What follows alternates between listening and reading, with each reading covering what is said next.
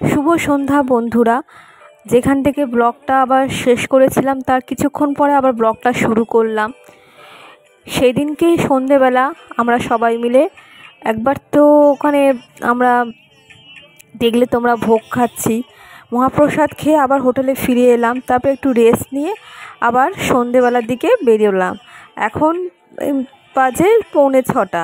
তা 6টা কি 6:30 থেকে সন্ধ্যা আরতি শুরু হবে, সেই জন্য আরও আমরা তাড়াহুড়ো করে যাচ্ছি যাতে সন্ধ্যা আরতিটা মিস না হয়। এর আগে 4 নম্বর গেট দিয়ে ঢুকেছিলাম, এটা হচ্ছে 1 নম্বর গেট। তা 1 নম্বর গেট দিয়ে এর আগে আমি আসিনি। আর কি সুন্দর দেখো, এখানে মন্দিরটা বেশ ভালো মতন দেখা যাচ্ছে। আর এখানে যে সমাধি, প্রভুপাদের সমাধি মন্দির আছে, পুষ্প সমাধি মন্দির, সেটা মানে দেখবার মতো, চোখ জুড়িয়ে যাচ্ছে। এটা হচ্ছে মেন মন্দির, যেটার কাজ এখনও সমাপ্ত হয়। দেখো মা শাড়িটা পরে নিয়েছে, মার এর আগে চুড়িদার পরেছিল, বেশ ভালো লাগছিল। বিকেলবেলা যখন বেরোলো তখন এই শাড়িটা পরেই বেরিয়েছি। আর এই দেখো আমাদের টমেটোকে নিয়ে আমাদের তাড়াহুড়ো করে ওরা যাচ্ছে। আমি বললাম দাঁড়া একটু ছবি তুলি। ও তো বাচ্চা মানুষ, ও খালি এখানে যাচ্ছে ওখানে যাচ্ছে, আর মা তাকে ধরে দাঁড়িয়ে আছে যাতে ছবিটা ভালো মতো তুলতে পারে। আর মাম এখান থেকে ছবিটা তুলতে চাইছে, কিন্তু এত জোরে জোরে ওরা হাঁটছে, যতটা পেরেছি ছবি ক্যাপচার করেছে, কিন্তু এক জায়গায় দাঁড়িয়ে তুললে আর যেন ছবিটা ভালো হতো। হ্যাঁ, ওই তো লেখা প্রভুপাদের পুষ্প সমাধি মন্দির যাইবার পর।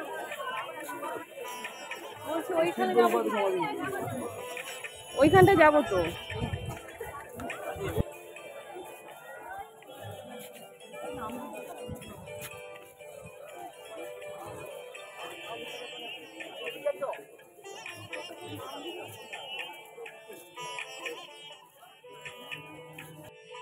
পুষ্প সমাধি মন্দিরটাও দেখার মতো। ভেতরের দিকে প্রভুপাদের অনেক কিছু দেখবার আছে, মিউজিয়াম আছে। সেটা তো এখন দেখতে পারবো না, কারণ এক্ষুনি তো ওই মেন মন্দিরে যেতে হবে, কারণ ওখানেই মঙ্গল আরতি শুরু হবে। তো চারিদিকে ফুল আর ফুল, আর এত সুন্দর প্রাকৃতিক দৃশ্যগুলো, চোখ ভরে যেন তাকিয়ে থাকি। যেন একটু বসতে পারতাম না ভালো হতো, আরও যেন দেখতে ভালো সুন্দরভাবে দেখতে পারতাম। তো কিছু করার নেই, তাড়াহুড়ো করে যাচ্ছি। তোমরা দেখতে থাকো বন্ধুরা।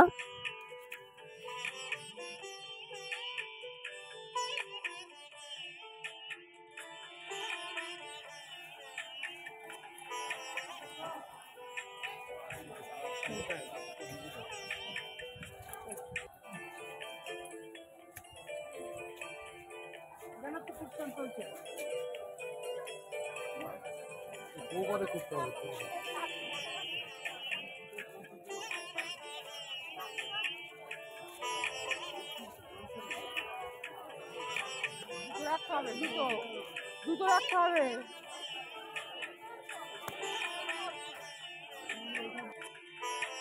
মন্দিরের কিছুটা আগে গিয়ে ওখানে জুতো, ব্যাগ এবং মোবাইল রাখবার জায়গা ছিল, সেখানে সমস্ত কিছু জমা দিয়ে তারপরে মেন মন্দিরে যেতে হয়েছিল। সেজন্য এরপর আর তোমাদের সঙ্গে কানেক্ট করতে মানে ভিডিও শেয়ার করতে পারিনি। মেন মন্দিরে তো নিয়ে যাওয়া ভিডিও মানে মোবাইল নিয়ে যেতে পারবো না, সেজন্য ওইখানেই জমা দিয়েই তারপরে মেন মন্দিরে গিয়েছিলাম। সেখানে সন্ধ্যা আরতি দেখলাম, তারপরে ওখানকার প্রসাদ কিনলাম, মহাপ্রসাদ কিনলাম। সে সমস্ত কিনে তারপরে আবার বেরিয়েছিলাম। মন্দির থেকে বেরিয়ে তারপর মোবাইলটা যখন হাতে এলো, তারপরে আবার ভিডিও করা শুরু করলাম। সন্ধে হয়ে গেছে, এখন মিনিমাম 7টা 7:30 বাজে। তো ওখানে এতই ভিড় হয়ে গেছে, খুব বেশিক্ষণ দাঁড়ানো যায়নি, কারণ থাকলেও এত লোকের মানে সমাগম না, মানে দম বন্ধ হয়ে আসছিল।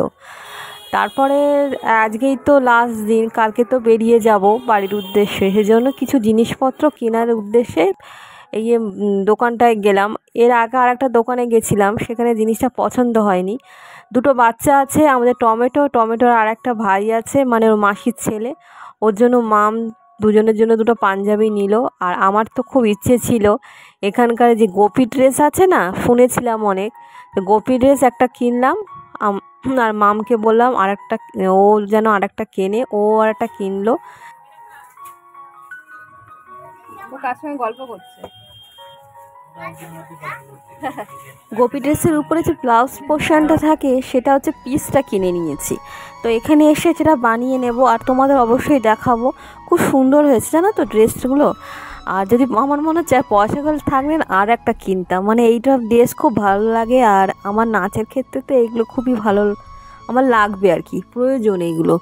টাটা করে চলে এসো, ফ্রেন্ডে টাটা করে চলে এসো। এই গোলাপিটা তো পছন্দ হয়েছে তো, গোলাপিটা? হ্যাঁ হ্যাঁ, খেতে চায় না এক নম্বর ওই টিভি দেখে দেখে খাওয়া হয় না। হ্যাঁ, ফোন টিভি ছাড়া তো বাচ্চারা চলো আসছে না। হ্যাঁ, জুতো কই আমাদের? 5টা 25 টাকা হবে। দিন আমাকে তিনটে 10। এইটা এখান থেকে নিতে বলো। এই তিনটে ভালো, এইখানে এখান থেকে দিন, তিনটে দিন।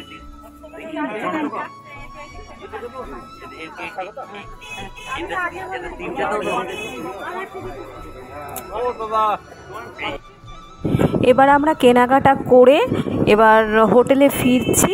একটা টোটো ধরে নিলাম, আর যেহেতু মন্দির থেকে হোটেলটা একটুখানি দূরে, সেজন্য যাতায়াত করার জন্য, এই মন্দিরে আসার জন্য বা মেন রোডে আসার জন্য অবশ্যই টোটো আমাদের ধরতে হচ্ছে। দেখো অন্ধকারে বোঝা যাচ্ছে না। আর আজকে রাত্রেবেলা একটা দারুণ খাবার আমাদের আইটেম হয়েছিল। আইটেম বলতে ওখানে খুব বিখ্যাত, ফেসবুকে বেশি ভাইরাল হয়েছিল ভেজ বিরিয়ানি। তো ভেজ বিরিয়ানি আমরা আজকে খাবো। ও সেটাই আমার দুই ভাই আনতে গেছে, ওরা আগে বেরিয়ে গেছিলো আর বাবাও হোটেলে চলে গেছিলো, বাবার ভাল লাগছিল না শরীরটা। তো আমরা ওই জন্য এই চলে এলাম হোটেলে, তারপর ফ্রেশ হয়ে নিলাম আর তারপরে কিছুক্ষণ পর আবার বেরিয়েছিলাম এই হোটেলটার সামনে। এই হোটেলটা এলাম, তো মা তো বিরিয়ানি খাবে না, মা ওই জন্য এইখানে ভাত নিয়ে যাব সেজন্য এখানে দাঁড়িয়ে আছে। আর কি সুন্দর জানো তো, মাটির এইটা হোটেলটা আর চালা দেওয়া, কিন্তু এখানে কি সুন্দর ভিড় হয়েছে। ছোট্ট দোকানটা কিন্তু কি সুন্দর ভিড় হয়েছে। তো অনেকে খাবার অর্ডার দিয়েছে, ভাত মাছ এটা সব খাচ্ছে। আর মার জন্য খাবারটা অর্ডার দিয়ে আমরা দাঁড়িয়েছিলাম, তারপরে চাও খেলাম, চা বিস্কুট একটু খেয়েছিলাম কারণ খুব খিদে পেয়েছিল। তারপরে ভাত ফাত নিয়ে গিয়ে হোটেলে আবার ফিরে গেলাম। এই দেখো সবাই মিলে ভেজ বিরিয়ানি খাওয়া হচ্ছে। তো আমি ভাইয়ের রুমে গেলাম, ওরা বিরিয়ানি খাচ্ছে, তারপর আমি কিছুক্ষণ পর খেয়েছিলাম, তখন খাইনি। আর পনির, তারপরে সোয়াবিন, যেহেতু নিরামিষ আঁশের তো ছোঁয়া নেই, আর খেতেও ভালো হয়েছিল বিরিয়ানিটা। দাদু দেখা চলে গেছে। হ্যাঁ, ভালো লাগছে খেতে। এখানে ভেজ বিরিয়ানি খাওয়া হচ্ছে, বিখ্যাত এখানকার বিরিয়ানি, ভেজ বিরিয়ানি।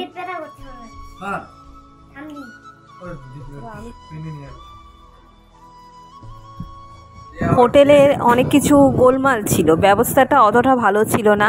আর এমনভাবে আমার ভাই বলছিল যে আমার এত হাসি লাগছিল, তাই ওর সঙ্গে গল্প করছিলাম। তো আজকে দ্বিতীয় দিনটা বেশ ভালোই কাটলো।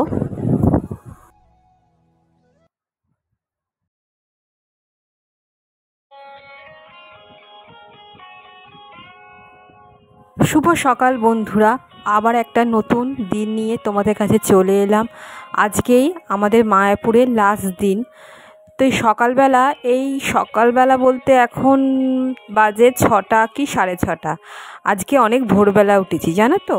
আজকে উঠেছি পুরো 4টের দিকে। আজকে মঙ্গল আরতি, সন্ধ্যা আরতি না, মঙ্গল আরতি দেখতে গিয়েছিলাম। তো এই আকাশের দিকে তাকিয়ে কি মনে হচ্ছে বলো তো, চুপচাপ তাকিয়ে যেন বসে থাকি। আর এত সুন্দর প্রাকৃতিক পরিবেশ না চারিপাশটা, মনে হয় এখানে ঘন্টাখানেক ধরে এই আকাশের দিকে তাকিয়ে শুধু দেখা যাচ্ছে ভাসা ভাসা মেঘ একদম দেখো। আর মাঠে চারিদিকে পাট গাছের ক্ষেত, দেখে চোখ জুড়িয়ে যাচ্ছে। আমাদের এই কংক্রিট ঘেরা শহরে এইটুকু প্রাকৃতিক দৃশ্য যেন আমাদের একটা নতুন প্রাণের আবেগ সৃষ্টি করেছে। আরে দেখো আমার মা হচ্ছে কিছু জিনিসপত্র ছিল, সেইগুলো হচ্ছে প্যাক করছে। কালকে রাত্রেবেলায় অনেকটা গুছিয়ে রেখেছিল, তাও হোটেলে যদি ভাগ্যিস কিছু ফেলে যায় সে একটা ভয় থাকে। আর আমার ভাইপো দেখো আমার ভাইয়ের সঙ্গে ফোনে কথা বলছে, আবদার করছে কি আনতে হবে। ভাই টিফিন আনতে গেছে, আমাদের সকালবেলার টিফিন লুচি।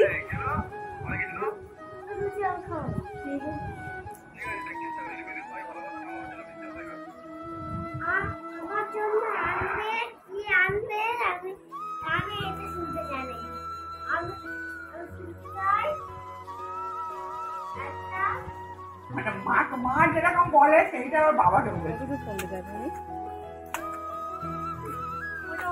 আমার কাছে দেবে তো চলে।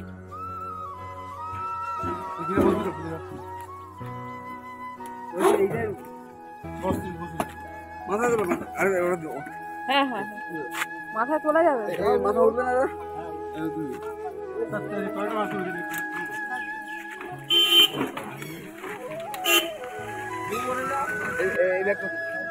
এখন বাজে বেলা 9:30। আমরা হোটেল ছেড়ে দিলাম। এবার টোটোতে করে সমস্ত জিনিসপত্র নিয়ে এবার যাব হচ্ছে নবদ্বীপের দিকে। নবদ্বীপে কিছু জায়গা ঘুরে তারপরে আমরা ব্যাক করব বাড়ির দিকে।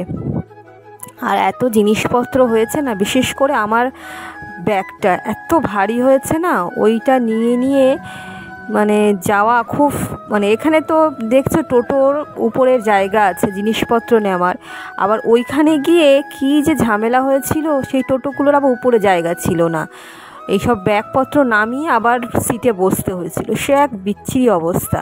তো এবার থেকে ভেবেছি যেখানেই যাই না কেন এত ভারী জিনিস নেব না, আর যদি সম্ভব হয় ট্রলি তো অবশ্যই নেব। Bye bye Mayapur. দেখো মায়াপুর ক্রস করে চলে যাচ্ছি।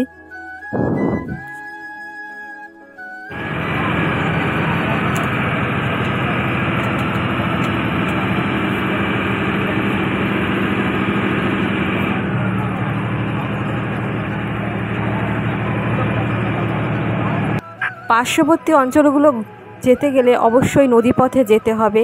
এটা মায়াপুর থেকে যাচ্ছি নবদ্বীপের দিকে, সেখানে নদীপথ অনেকটা যেতে হয়েছে।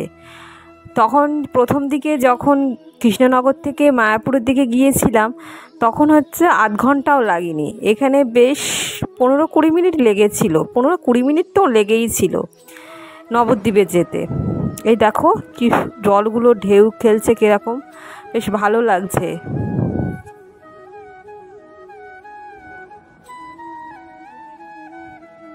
নবদ্বীপটা যদি না ভ্রমণ হয় তো ভ্রমণটা অসম্পূর্ণ থেকে যেত। তো এই দেখো চৈতন্যদেবের অনেক স্মৃতি জড়ানো অনেক সব জায়গা রয়েছে, তীর্থস্থান, সেগুলো তোমাদের পরপর দেখাচ্ছি। প্রথমে গেলাম নবদ্বীপের পাতাল মন্দির, মানে ওই মাটির নিচে বিভিন্ন রকম চিত্রপট তুলে ধরেছে মূর্তি সহকারে, চৈতন্যদেবের জীবনাবলী, তারপরে মহাভারতের অনেক ঘটনা, তবে নৃসিংহবধ, এমনি নারায়ণের অনেক অবতার, সেগুলো সমস্ত কিছু তুলে ধরেছে। আর এত সুন্দর না, প্রথম দিকে যখন গিয়েছিলাম না একটুখানি ঠাকুরটা, প্রথমে উপরে একটা ঠাকুর আছে সেটা দেখে চলে গিয়েছিলাম, তারপরে না বুঝতে পারিনি, তারপরে 5 টাকা করে টিকিট ওখানে, সেইটা কেটে তারপরে পাতালের তলায় যে মন্দিরটা সেটা ভালো করে দেখে নিলাম। এখানে অনেক কিছু তুলে ধরেছে, মহাভারতের অনেক অংশ, তারপরে শ্রী চৈতন্যদেবের জীবনাবলী, এত সুন্দর। কোনো জায়গা গেলে না সেটা খুঁটিনাটি না দেখলে আমার আবার ভালো লাগে না। এটা বেড়াতে এসেছি, সেই জায়গাটা না যদি ভালো মতো জানতে পারি সেটা ভ্রমণটাই যেন অসম্পূর্ণ থেকে যায়, তাই না?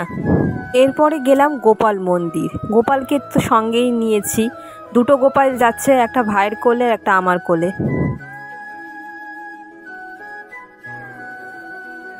হ্যাঁ বাবা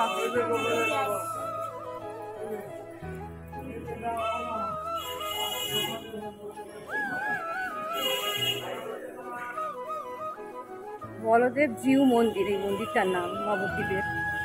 জয় নিতাই জয় গৌর। বলভদ্র জিউ মন্দিরে গিয়ে গোপালগুলোকে সামনে রাখলাম। এই দেখো ভাইয়ের গোপাল একটুখানি দেখিয়ে নিল, এবার আমার গোপালের অবস্থা দেখো, এই দেখো ঝুড়ির ভেতর দিয়ে দেখা যাচ্ছে একদম কাত হয়ে গিয়েছে। আর এই দেখো এটা হচ্ছে বিষ্ণুপ্রিয়ার, যে এখানে বিষ্ণুপ্রিয়া থাকতেন। তো কিছু কিছু দর্শনীয় স্থান হয়তো ভাবলে অনেক কিছু, আবার না ভাবলে কিছুই না। তো ভক্তিতে যেটা হচ্ছে ভাবলে বলবো না, ভক্তিতে যদি দেখি তাহলে অনেক কিছুই। এটা হচ্ছে শ্যামকুণ্ড আর রাধাকুণ্ড, বৃন্দাবনের মতো এখানেও রয়েছে। তো কিছু নিশ্চয়ই ঐতিহাসিক কারণ আছে যার কারণে অল্প জলে শ্যামকুণ্ড আর রাধাকুণ্ড রয়েছে। আর বিষ্ণুপ্রিয়া মন্দির, এটা এখানে বিষ্ণুপ্রিয়া এখানে থাকতেন, এখানে জন্মস্থান। মিলন মন্দির।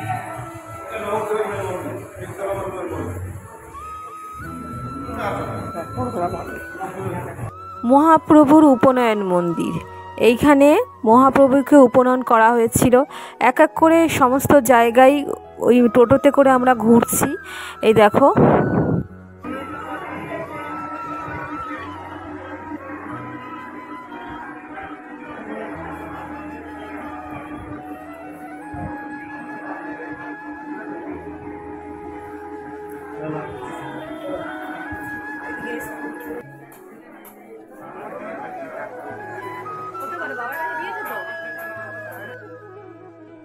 এই মন্দিরটা খুব সুন্দর। চারিদিকে চৈতন্যদেবের অনেক সুন্দর সুন্দর ছবি রয়েছে, আর সেইগুলো আমি দেখছিলাম দাঁড়িয়ে দাঁড়িয়ে।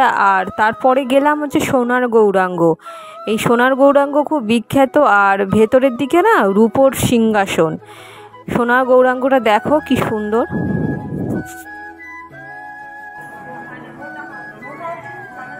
যুগের পর যুগ চলে গেছে, এইখানে শ্রী চৈতন্যদেব জন্মগ্রহণ করেছিলেন, তার লীলাভূমি কত রকম লীলা করে গেছেন, এই সমস্ত চিন্তা করলে না বেশ ভালো লাগে।